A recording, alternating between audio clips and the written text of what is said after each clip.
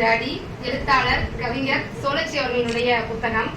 இந்த புத்தகத்தினுடைய அட்டைப்படமே மிகவும் வித்தியாசமானது. ஏன்னா இந்த பொருளை பார்க்காத, பயன்படுத்தி பழகாத ஒரு தலைமுறை நாங்க இந்த புத்தகத்தை அறிமுகம் செய்யணும் அப்படின்னு அம்மா சொல்லும் போது இத அட்டைப்படத்தை பார்த்து நான் முடிவு பண்ணிட்டேன் இது ஒரு சிறுகதை அப்படின்னு. இந்த புத்தகத்தை வாங்கி உள்ள புரட்டி பார்க்கும்போதுதான் இது கவிதை புத்தகம் அப்படின்னு தெரியுது. இந்த புத்தகத்துல என்ன இருக்குன்னு நீங்களா நினைக்கிறீங்க? இந்த புத்தகத்துக்குள்ள அம்பேத்கர் இருக்கிறார். பெண்களை பற்றி எழுதக்கூடிய ஒவ்வொரு கவிதைகளிலும் ஒரு பெரியார் இருக்கிறார். புரட்சியாளர் சேக்வேராய் இருக்கிறார்.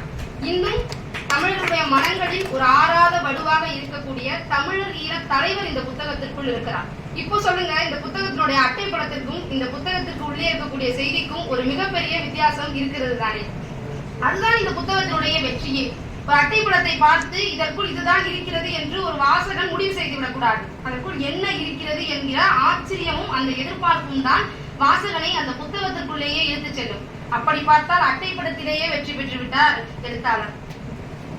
எப்போதுமே ஒரு புத்தகத்தை வாசிக்கும் போது முதல்ல இருக்கக்கூடிய அந்த 4 பக்கங்களை நான் வாசிக்கவே மாட்டேன். அந்த புத்தகத்தை பற்றி எழுதியிருப்பாங்கல்ல, அணிந்துரை எழுதியிருப்பாங்க, முகவுரை எழுதியிருப்பாங்க, அதை வாசிக்க மாட்டேன். ஏன்னா அவங்க அந்த புத்தகத்தை முழுசா படிச்சு அதுல என்ன இருக்கோ அந்த செய்தியை சொல்லியிருப்பாங்க. அதை நம்ம படிச்சுட்டு அதுக்கப்புறம் புத்தகத்தை வாசிச்சோம்னா அந்த புத்தகத்துக்கு உள்ள நமக்கான ஆர்வம் குறைஞ்சு போயிடும். அதே மாதிரி இந்த புத்தகத்துல இருக்க எல்லா விஷயங்களையும் உங்களுக்கு நான் சொல்லிட்டா உங்களுக்கு இந்த புத்தகத்தின் மீதான ஆர்வம் குறைந்து விடும் என்று நான் நினைக்கிறேன். அதனால அங்கொன்று இங்கொன்றுமான கவிதைகளை மட்டும்தான் நான் சொல்ல போகிறேன். இங்க என்ன ரொம்ப பெரிய கேள்வினா, கடல்ல எல்லா இடத்துலயும் முத்து இருக்காது. ஒரு சில இடங்கள்ல தான் இருக்கும், மிச்ச இடங்கள்ல உப்பு தான் இருக்கும் பெருசா அப்படின்னு சொல்லுவாங்க. ஆனா ஆப்பையால ஒரு அடி என்கிற இந்த கவிதை கடல் புத்தகத்தில் அத்தனை கவிதைகளும் முத்துக்களாகவே இருக்கிறது. எதை சொல்வது எதை விடுவது என்கிற கேள்வி எனக்குள்ள இருந்துட்டே இருக்குது. முதல் கவிதையாக கவிஞர் தமிழர்களை விடுத்து எழ சொல்கிறார். நீ இடியாக முழங்கு அப்படின்னு சொல்றார். இந்த புத்தகத்தினுடைய கடைசி கவிதை என்னவாக இருக்கும் என்று நினைக்கிறீர்கள்? எங்கள் தேசத்தில் பட்டொளி வீசி பறக்கிறது விலைவாசி. இனி எதை ஏற்றுவது எதை இறக்குவது, எஞ்சி இருப்பதோ கோவணம் என்று எழுதியிருக்கிறார். முதல் கவிதையில் தமிழர்களே விழித்துக்கொள் என்று சொன்ன கவிஞர் கடைசி கவிதையில் ஏன் தமிழர்கள் விழித்துக் கொள்ள வேண்டும், இந்த மக்கள் அறியாமையிலிருந்து ஏன் எழ வேண்டும் என்கின்ற இடத்தை சொல்கிறார். இத சாதாரணமாக கவிதை எழுதக்கூடியவர்கள், ஒரு ஆர்வத்தினால் கூட கவிதை எழுதக்கூடியவர்கள் இப்படி ஒரு கவிதை புத்தகத்தை அமைக்க முடியாது.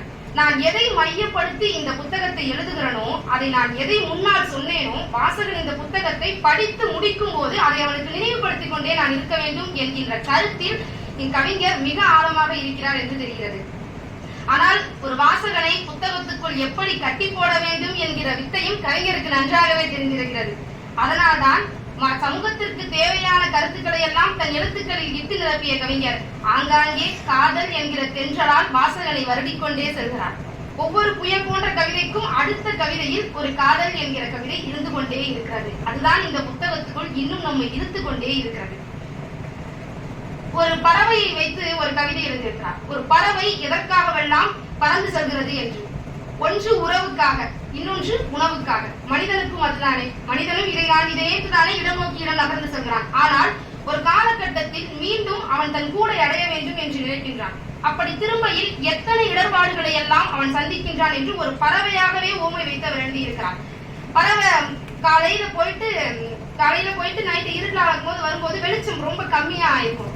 அப்போ என்ன எழுதுறாருன்னா, வானம் தன் இமையை மூடி மூடி திறக்கிற மாதிரி இருள் வந்து கொண்டே இருக்கிறதாம். அந்த பறவை கிடைக்கிற அந்த வெளிச்சத்துல தன்னை கூர்மைப்படுத்தி கொண்டே வருகிறது என்கிறார். இந்த வார்த்தை தான் என்னை மிகவும் ஒரு ஆழமாக பதிய வைத்த வார்த்தை. ஏனென்றால் மனிதன் எதற்காக வேண்டுமானாலும் ஓடலாம். தன் இலக்கை அடையும் போது தன்னை கூர்மைப்படுத்தி கொண்டே இருக்க வேண்டும். அப்படி கூர்மைப்படுத்தி கொண்டே இருந்தால்தான் தன் இலக்கை அடைய முடியும் என்று சொல்கிறார்.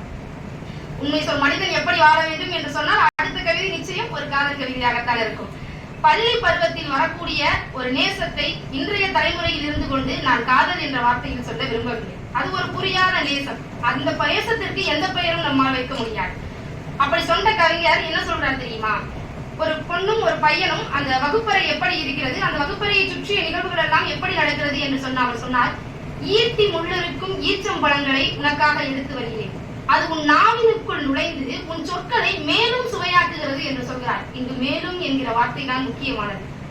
ஏற்கனவே உன் சொற்கள் சுவைதான். நான் எடுத்து வரும் ஈச்சம்பழம் அதில் கொஞ்சம் இனிமை சேர்க்கிறது.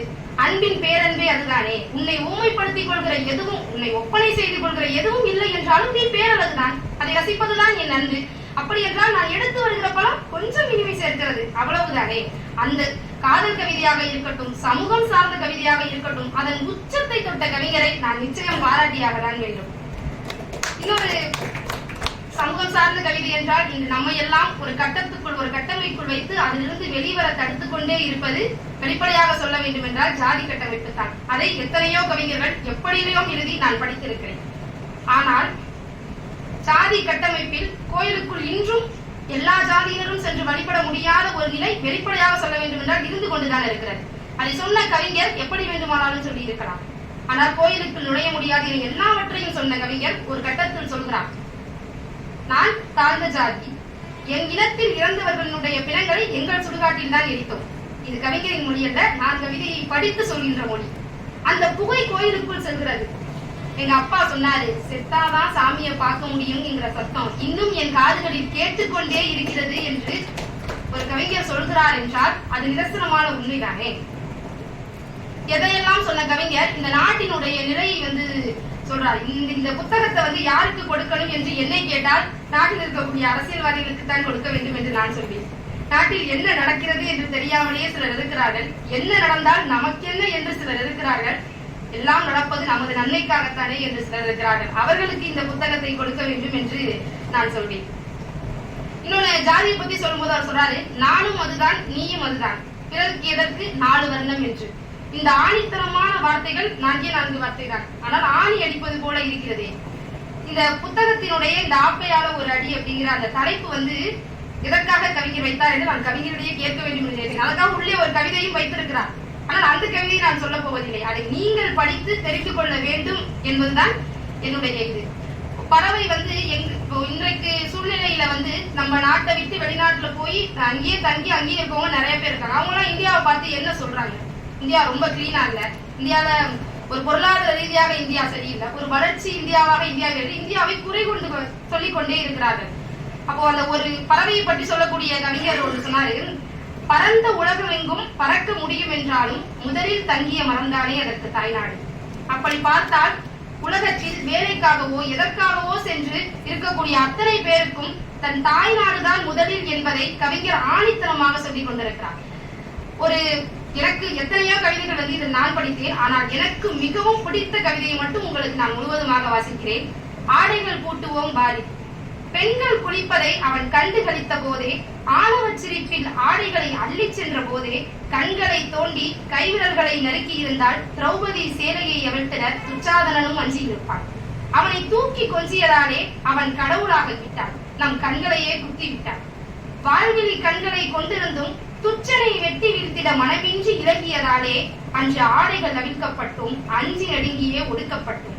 எத்தனை காலம்தான் பூமி போலவே பொறுத்தே கிடப்பது, பொங்கி எழுவீரே.